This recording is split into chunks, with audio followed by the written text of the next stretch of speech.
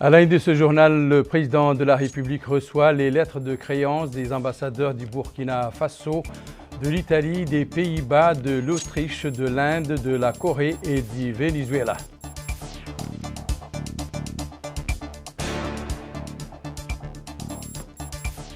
Le ministre de la Culture inaugure à partir de Djewol les stations radio régionales ou locales de cette commune et celle d'Ayoun de Kobeni, en plus de Radio Coran de Nouakchott.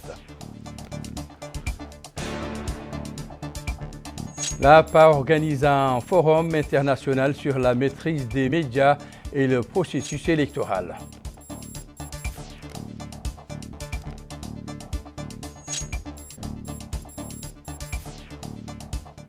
Mesdames, Messieurs, bonsoir et bienvenue à cette édition. 7 nouveaux ambassadeurs ont pris ce jour leurs fonctions dans notre pays.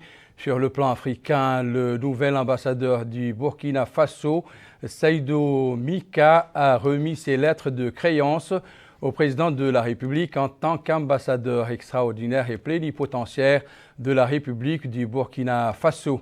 À l'issue d'un entretien avec le chef de l'État, le diplomate burkinabé a fait cette déclaration. J'ai eu l'immense honneur de présenter mes lettres de créance ce jour à son Excellence, Monsieur le Président de la République islamique de Mauritanie.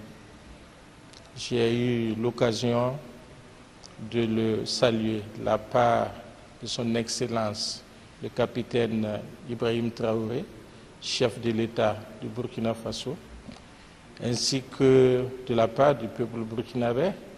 Le peuple burkinabé est un peuple frère de la Mauritanie parce que nous partageons les mêmes réalités socio-économiques.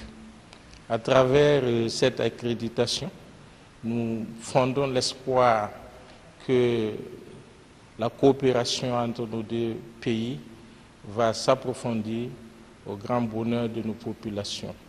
Également, nous avons échangé avec son Excellence, Monsieur le Président de la République islamique de Mauritanie, sur les questions d'ordre sécuritaire, avec l'appui et l'expérience que la Mauritanie pourrait partager avec son pays frère, le Burkina Faso. L'Italie est désormais représentée dans notre pays par Laure Botta. Cette dernière a présenté également ce mardi au président de la République, Mohamed Ould Cheikh El Ghazouani, ses lettres de créance en sa qualité d'ambassadrice extraordinaire et plénipotentiaire de la République d'Italie auprès de notre pays. À l'issue de la présentation des lettres de créance, le président de la République a accordé à la diplomate italienne un entretien à l'issue duquel elle s'est confiée à notre micro. Reçu par son Excellence, Monsieur le Président de la République, et je suis vraiment honorée de pouvoir avoir présenté les lettres de créance. Je lui ai présenté tous les souhaits et le sens d'amitié de Monsieur le Président de la République italienne, Sergio Mattarella, du président du Conseil des ministres, Giorgia Meloni, et bien entendu de notre ministre des Affaires étrangères, son Excellence Tajani. Monsieur le Président a constaté que les relations entre la Mauritanie et l'Italie à présent sont excellentes et que les deux pays œuvrent ensemble dans tous les sièges internationaux, y compris le G7. On sait que la Mauritanie est le président de l'Union africaine à présent et on sait parfaitement qu'il s'agit d'un pays très engagé pour le maintien de la paix, pour la protection et le bien-être et le développement des populations civiles, mais en tout cas et surtout pour la protection de l'environnement. Donc je lui ai assuré la coopération totale et complète de l'Italie, notre amitié qui n'est pas seulement pour la Mauritanie, mais la Mauritanie en tant que représentant du continent africain. Autre diplomate issue du vieux continent, celle des Pays-Bas, Carmen Brekta a présenté à son tour au président de la République, Mohamed Ould Cheikh Al Ghazouani, ses lettres de créance en sa qualité d'ambassadrice extraordinaire et plénipotentiaire du Royaume des Pays-Bas auprès de la Mauritanie. Ça n'est suivi un entretien avec le chef de l'État centré sur les relations bilatérales, a déclaré la diplomate hollandaise à sa sortie d'audience.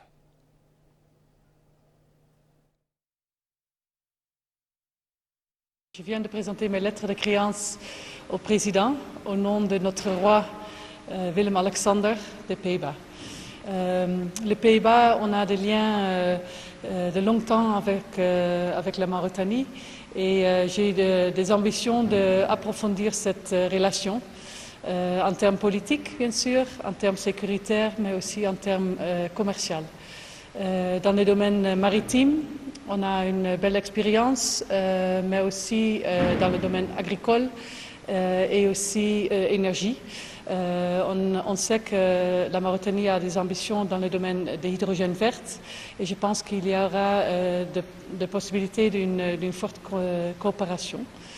Mon attaché de défense, il est venu avec moi, donc on aura aussi la possibilité de voir où on peut approfondir nos relations militaires.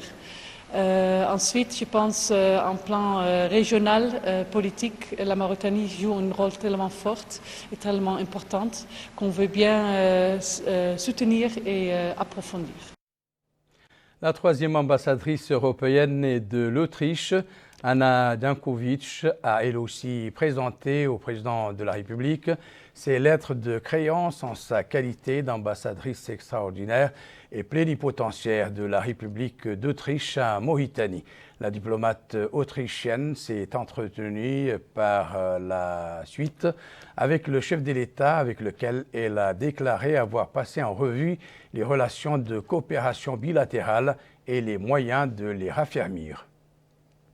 Alors, je suis ravie d'avoir eu l'occasion de remettre mes lettres de créance en qualité d'ambassadeur de mon pays à la République islamique de Mauritanie. Je suis déterminée d'approfondir nos relations bilatérales et amicales. Il y a plusieurs opportunités déjà dans le secteur d'économie avec l'énergie verte, l'industrialisation, avec aussi dans le secteur de coopération au niveau des projets sociaux. L'Autriche apprécie beaucoup l'engagement de la République islamique de la Mauritanie multilatéral, mais aussi l'engagement régional, surtout dans la zone de Sahel, mais aussi vis-à-vis la Méditerranée et l'Europe. L'Asie n'est pas en reste. Le président de la République, Mohamed Ould Cheikh Al Ghazouani, a reçu également ce jour les lettres de créance de Naresh Kumar en qualité d'ambassadeur extraordinaire et plénipotentiaire de la République de l'Inde dans notre pays. Il a exprimé au sortir de la cérémonie sa détermination à booster les relations de coopération entre les deux pays, se disant honoré de présenter ses lettres de créance au président de la République, ajoutant qu'il s'agit d'un moment historique en tant que premier ambassadeur résident de l'Inde à Mauritanie.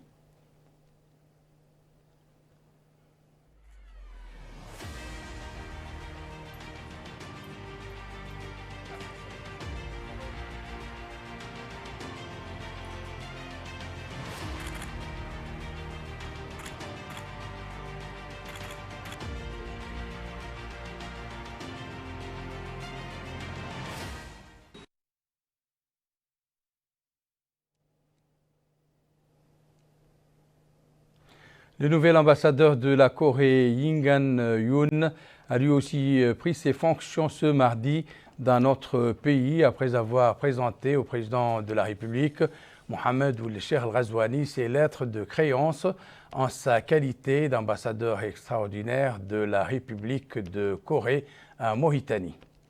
À l'issue de l'audience, le diplomate coréen a exprimé son honneur de servir son pays en cette belle terre de Mauritanie, s'engageant à ne ménager aucun effort pour impulser les relations de coopération dans divers domaines.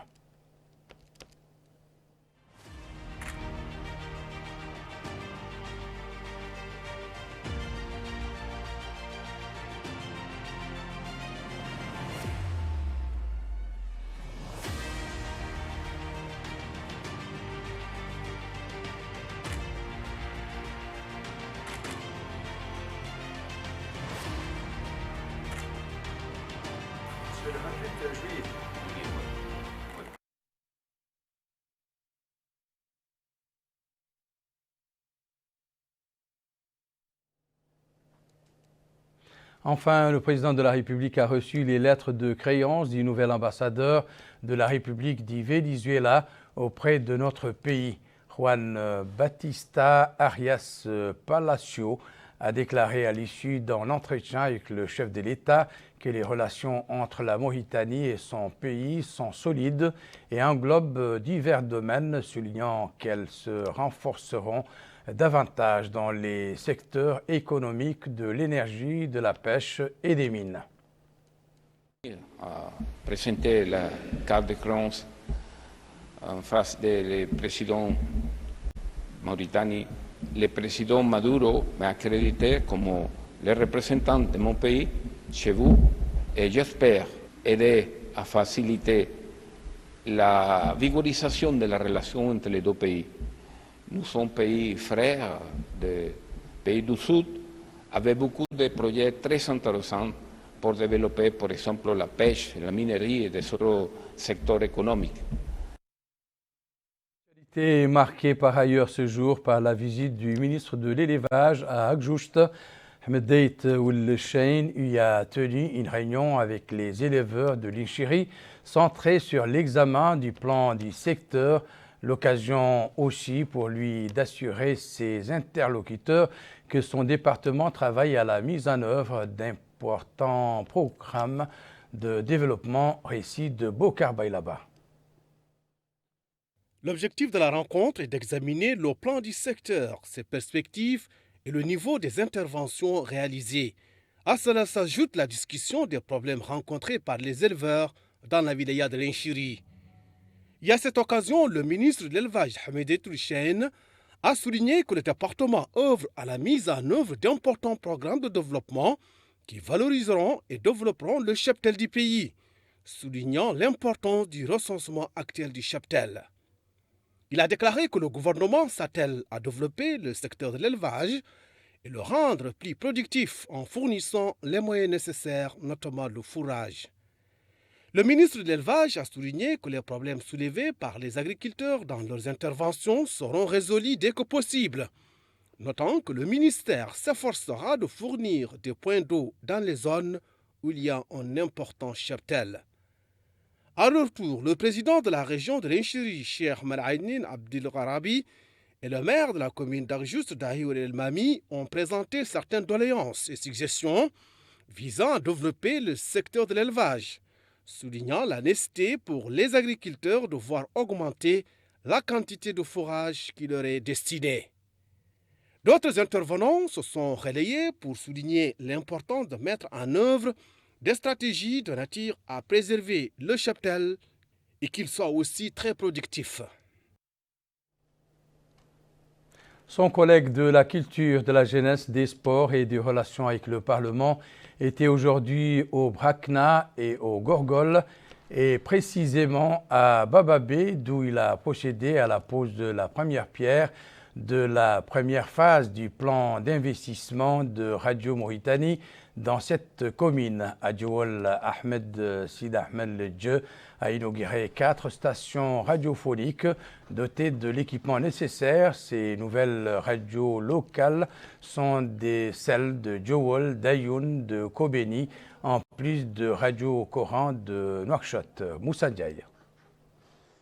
Située à quelques kilomètres de Kaïdiville, capitale régionale de la wilaya du Gorgol, la commune de Diawel vient de bénéficier une partie importante du programme de développement du gouvernement mauritanien dans le domaine des médias publics et radio rurales. L'objectif est de rapprocher les services de base aux habitants de Diawel afin qu'ils puissent accompagner les efforts des pouvoirs publics visant à améliorer leurs conditions de vie à travers les médias publics par une station de radio rurale. Dans son discours, le directeur général de Radio Mauritanie, M. Abdelkader Ouladad, a précisé que l'inauguration des radios Diawel confirme l'inauguration des radios du Saint-Coran en Nouakchott et 3 autres stations de radio locales à Ayoun, à Kobeni et à Diawel que vous supervisez, Monsieur le ministre, à son inauguration, a ajouté le directeur général de Radio Mauritanie. Il a souligné que Radio Taïkan, Selibabi, Vassale et Birmougraine sont en cours de réalisation. Elles seront opérationnelles d'ici quelques mois. D'autres dispositions ont été prises, a affirmé le directeur général de Radio Mauritanie en signant des conventions de partenariat avec la TDM pour renforcer la diffusion de la chaîne Al-Mahdara et autres canaux spécialisés par satellite et services HD. Le maire de la commune de Diawel, M. Li Omar Abdallah, a indiqué que cette cérémonie confirme l'engagement du président de la République, son Excellence M. Mohamed Ould Cheikh Al-Ghazouani, qui, dit-il, a supervisé la cérémonie de pose de la première pierre en marge des activités de la première édition du Festival culturel de Diawel le 17 mars 2023. Il confirme dans son intervention qu'aujourd'hui, l'inauguration de Radio Diawel s'inscrit dans le cadre des projets de développement du gouvernement pour renforcer les programmes de Ta'ahoudati du président de la République, son Excellence M. Mohamed Ould Cheikh Al-Ghazouani, notamment dans des zones rurales. Il est à préciser que la wilaya du Gorgol a connu, durant les 4 dernières années, un progrès remarquable dans le domaine des médias et audiovisuels, radio, télévision et agences de presse officielles du pays. Moussa Ndiaye, tu restes encore avec nous puisque, comme promis, nous revenons sur le point de presse destiné à commenter les résultats du Conseil des ministres tenu la veille. Hier soir, le ministre du Pétrole, de l'Énergie et des Mines, porte-parole du gouvernement et ses collègues de la transformation numérique, de l'innovation et de la modernisation de l'administration, ainsi que du commerce, de l'industrie, de l'artisanat et du tourisme, ont fourni à la presse des explications sur les décisions phares approuvées par le gouvernement. Face à la presse nationale et correspondants internationaux, 3 membres du gouvernement ont répondu aux questions de nos confrères au cours d'une conférence de presse hebdomadaire du gouvernement tenue lundi 20 mai 2024. Dans son intervention, M. Mohamed Abdallahi Woulouli, ministre de la Transition numérique, de l'innovation et de la modernisation de l'administration, a dit qu'en exécutant les instructions du président de la République, son Excellence M. Mohamed Ould Cheikh Al-Ghazouani, une équipe de son département a supervisé un travail de fond depuis bientôt 9 mois.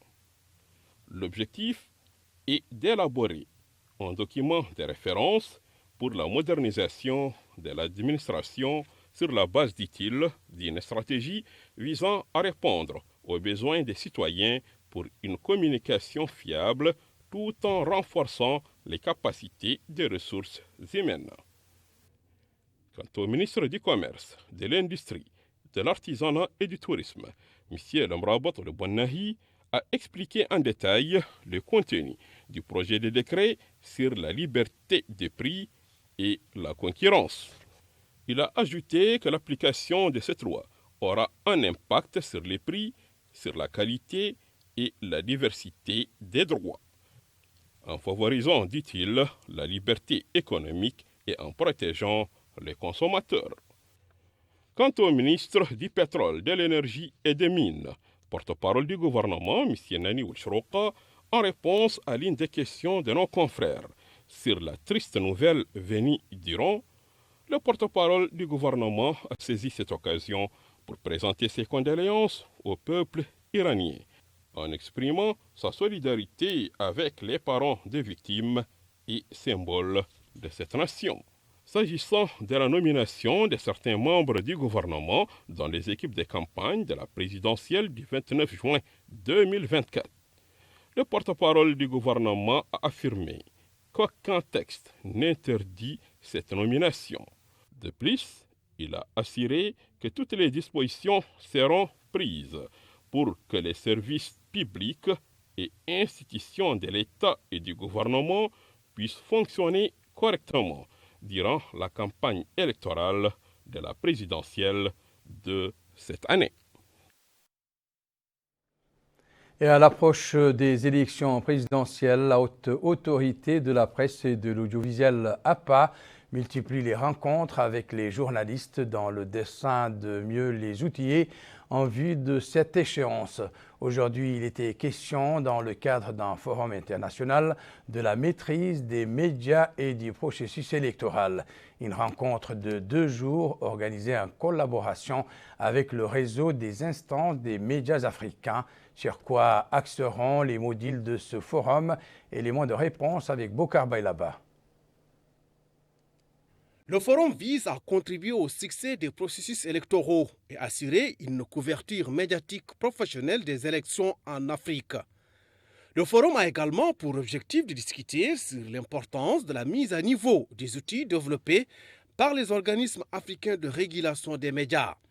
Et dans une allocution prononcée à l'ouverture du forum, le président de la haute autorité de la presse et de l'audiovisuel, Hossein Oulmedou, a déclaré que l'intégrité et la transparence du processus électoral ne se limitent pas à la sécurité des urnes ou des procédures de vote.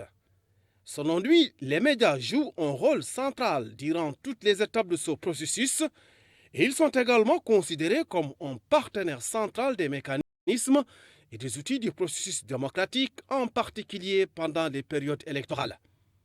Il a indiqué que la APA a préparé son staff pour suivre le rythme des prochaines élections présidentielles en surveillant la couverture médiatique. En d'autres termes, la APA va s'employer pour que la couverture médiatique soit équilibrée et équitable.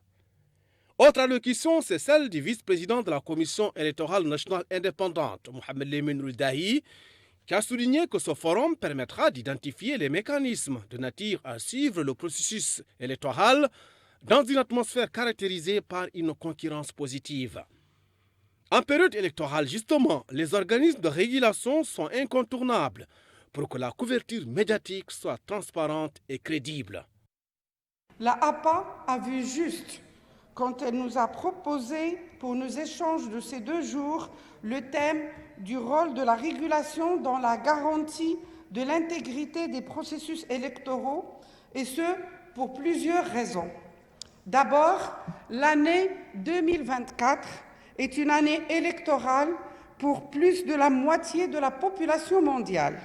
En effet, 4,1 milliards de personnes, soit 51% des habitants du globe, issus de 76 pays, dont les 10 plus peuplés, les 8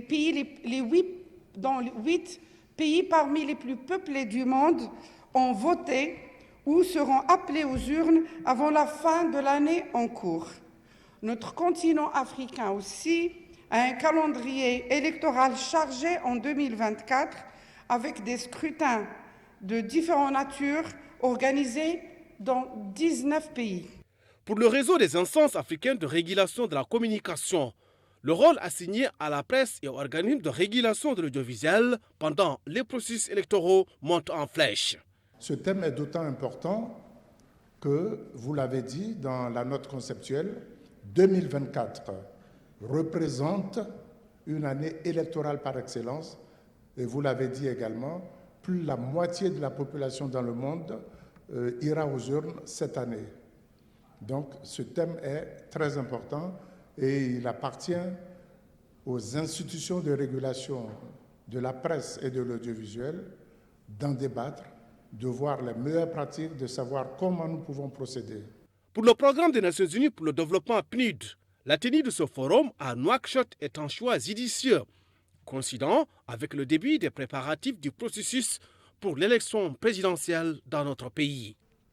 La régulation de la presse en temps électoral devient donc un exercice délicat, mais indispensable pour garantir les élections libres, justes, apaisées et transparentes. En renforçant les mécanismes de régulation et promouvant une culture de responsabilité et d'éthique au sein des médias, vous protégez la démocratie des dangers de la désinformation et de la manipulation. Enfin, pour terminer, permettez-moi de souligner l'excellente collaboration qui existe entre l'APA et le PNUD et réitérer la disponibilité de notre institution à renforcer ce partenariat. Au cours de ces 4 sessions, le forum abordera le rôle des organismes de régulation des médias pour garantir des élections libres et équitables, les mécanismes d'adaptation du travail des organismes de régulation des médias africains pour garantir la sécurité du processus électoral, entre autres. Une rencontre a réuni ce jour plus de 50 personnels stratégiques au cours de laquelle le groupe chinois Huawei, en partenariat avec le ministère du pétrole, des mines et de l'énergie, a présenté les dernières recherches et technologiques dans le domaine de l'énergie renouvelable, permettant d'améliorer l'expertise et de soutenir les capacités des entreprises nationales de l'énergie. Récit d'Aminata Khan. Forum sur les produits innovants dans le domaine des énergies renouvelables présenté par le groupe Huawei en collaboration avec le ministère du pétrole. Plus de 50 partenaires stratégiques, acteurs industriels et experts nationaux participent à cette rencontre d'une journée et ont discuté des défis actuels dans le domaine de l'énergie et de l'efficacité énergétique dans notre pays. Présent à la rencontre, le secrétaire général du ministère du pétrole, des mines et de l'énergie, Ahmed Salem Oulbouhadda, a indiqué que le monde assiste aujourd'hui à une accélération du rythme de transformation énergétique vers les énergies renouvelables et propres en réponse aux contraintes du changement climatique et aux besoins énergétiques. Il a indiqué que conformément aux directives du président de la République, notre pays avance lentement mais sûrement vers l'exploitation des capacités importantes du pays dans le domaine des énergies renouvelables et fossiles. Il a expliqué que le lancement des activités de la branche du groupe Huawei spécialisée dans l'énergie intelligente et la présentation de ces solutions et produits seront une opportunité pour les entreprises publiques et privées spécialisées dans ce domaine. Lui succédant, le directeur de Huawei, Cheikh Brahim El-Haj Oumar, a indiqué que le monde assiste à une accélération de la transformation énergétique sous la pression du changement climatique, indiquant que notre pays a pris des mesures sûres pour exploiter ces énormes capacités dans le domaine des énergies renouvelables et propres, qu'il s'agisse de l'énergie solaire ou éolienne. Il est à noter que l'organisation de ce forum est considérée comme le début de l'entrée en vigueur de Huawei dans le secteur des énergies chez nous et la consécration de l'engagement de l'entreprise dans le développement des énergies propres. Au volet sanitaire, ce jour a été dédié à la commémoration de la Journée mondiale de la lutte contre la tuberculose. L'événement a été marqué à Nouakchott par la présentation d'un exposé sur le bilan des actions entreprises par le département de la santé pour contenir cette pathologie grave. Retour à Aminata Khan. C'est sous le thème « Oui, nous pouvons mettre fin à la tuberculose » que notre pays a commémoré, à l'instar de la communauté internationale, la Journée mondiale de la tuberculose. Une cérémonie qui a eu lieu au niveau de Tayaret où l'assistance a suivi des présentations sur cette maladie, ses symptômes et la nécessité d'un dépistage précoce pour apporter une aide aux acteurs dans le domaine de la santé qui ont déployé d'importants efforts pour combattre cette maladie. Le secrétaire général du ministère de la Santé, Mohamed Lemine Ould Mohamed El Haj, a affirmé que la tuberculose demeure un problème majeur de santé publique dans notre pays, malgré les efforts consentis par l'État et ses partenaires au développement.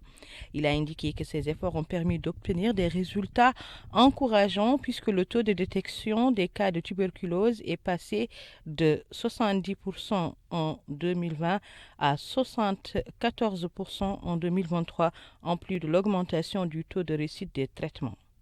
Le secrétaire a ajouté que le secteur fait de grands efforts pour assurer un diagnostic complet, gratuit et la fourniture de médicaments efficaces et a relancé la lutte contre la tuberculose dans le cadre de la réalisation du développement durable sur le plan de développement sanitaire 2020-2024. La représentante de l'Organisation mondiale de la santé a salué les efforts déployés par notre pays qui ont permis l'obtention des résultats encourageants. En cette journée dédiée sous le thème « Oui, nous pouvons mettre fin à la tuberculose », nous nous rassemblons pour affronter une des plus grandes menaces sanitaires au monde. Toutes les 13 secondes, une personne est infectée par la tuberculose en Afrique. Et chaque minute, nous perdons une vie. Ces chiffres alarmants nous rappellent l'urgence de notre mission. L'OMS, avec ses partenaires, avance résolument vers l'élimination de la tuberculose en tant que problème de santé publique. Grâce à une coopération accrue entre les pays et le partage d'expertise, nous avons fait des progrès significatifs. 70% des patients tuberculeux ont été diagnostiqués, réduisant drastiquement le nombre de cas non détectés. En 2015 et 2022, nous avons observé une baisse de 38% des décès et de 23% de nouveaux cas de tuberculose. Ces résultats, toutefois, bien que prometteurs, sont encore loin des objectifs de réduction des décès de 75% et de l'incidence de 50% fixés pour le jalon 2025.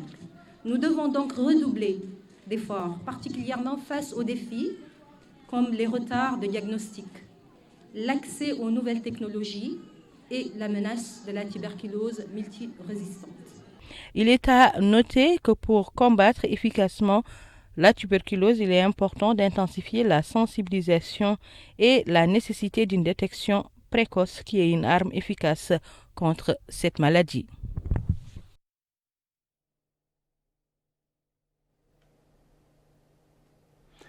Et dans le domaine de la promotion de l'emploi des jeunes, la SONADER, en collaboration avec la Direction générale de l'emploi, a organisé hier une réunion d'orientation au profit de 50 jeunes en vue de leur formation dans le domaine agricole. La formation s'inscrit dans le cadre des efforts du gouvernement visant à faciliter l'accès des jeunes au marché du travail.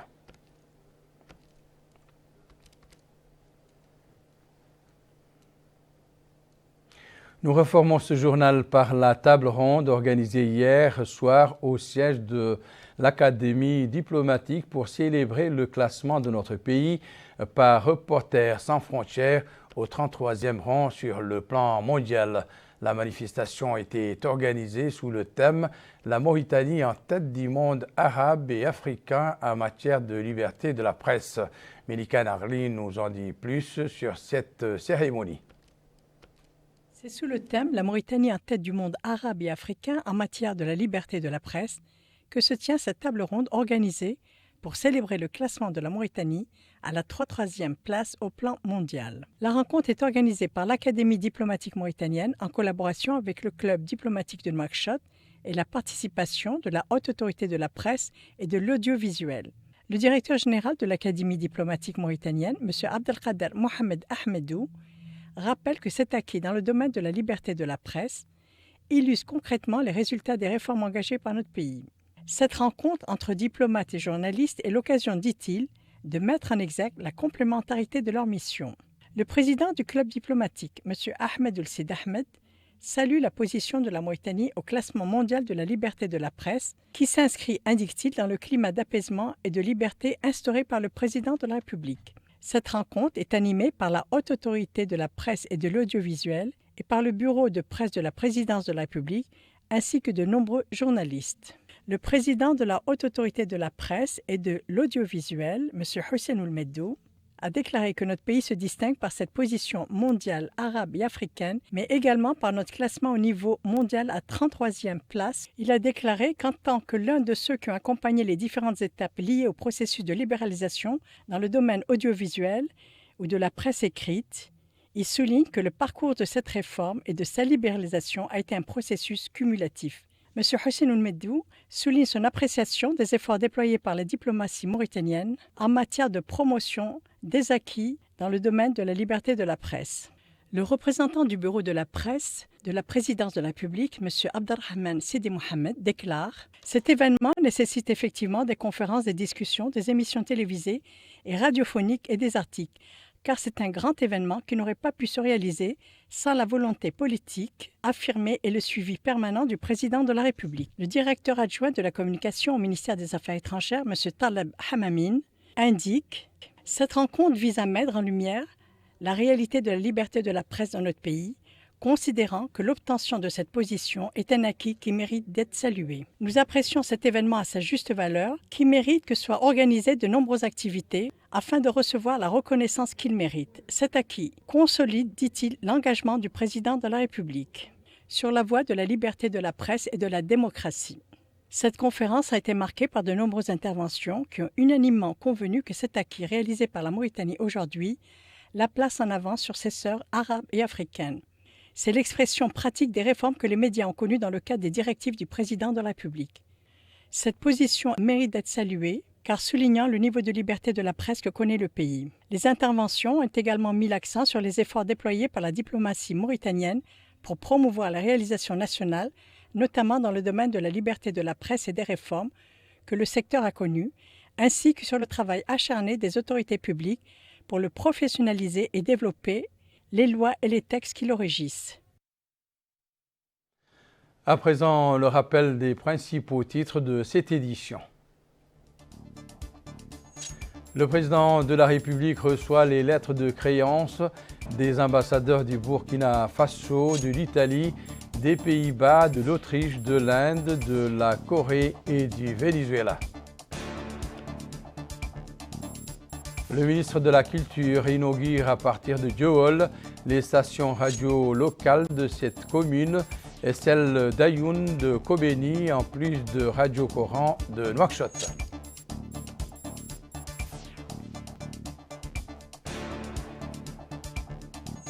L'APA organise un forum international sur la maîtrise des médias et le processus électoral.